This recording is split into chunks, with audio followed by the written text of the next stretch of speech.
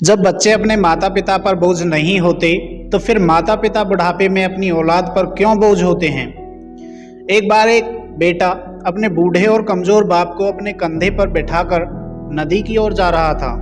पिता को सैर कराने के लिए नहीं, बल्कि अपने पिता के बुढ़ापे और अपनी पत्नी के तानों से परेशान होकर वह अपने पिता को नदी में फेंकने के लिए जा रहा था। पिता भी जानते थे कि बेटा क्या करने वाला है। जब नदी का किनारा आया तो उसने अपने पिता को अपने कंधे से नीचे उतार दिया। पिता ने अपने बेटे से कहा, बेटा मुझे नदी के बीच में फेंकना, किनारे पर मत फेंकना। बेटा आश्चर्यचकित होकर पिता को देखने लगा और पिता से पूछने लगा, क्यों, बीचों बीच क्यों, किनारे पर क्यों नहीं।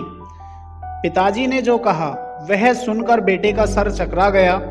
पिता ने कहा, बेटा जब मैं अपने पिता को नदी में फेंकने के लिए आया था तो उन्होंने मुझसे कहा था कि मुझे नदी के बीचों बीच फेंकना, और तुम भी मुझे नदी के बीचों बीच फेंकना, क्योंकि मैंने भी अपने पिता को नदी के बीचों बीच फेंका था।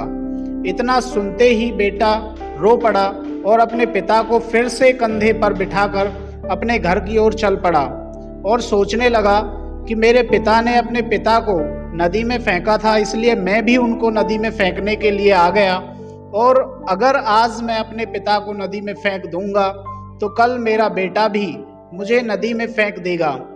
तो दोस्तों, इस कहानी से हमें ये शिक्षा मिलती है, हम जैसा बीज बोएंगे वैसा ही काटेंगे, जैसी करनी वैसी भरनी। दोस्तों, उम्मीद करते हैं आपको ये कहानी पसंद आई होगी, और अगर आपको ये कहानी पसंद आई है तो वीडियो को लाइक करें, चैनल को सब्सक्राइब करें और बेल आइकन दबाएं, और हमें कमेंट करके बताएं कि आपकी क्या राय है।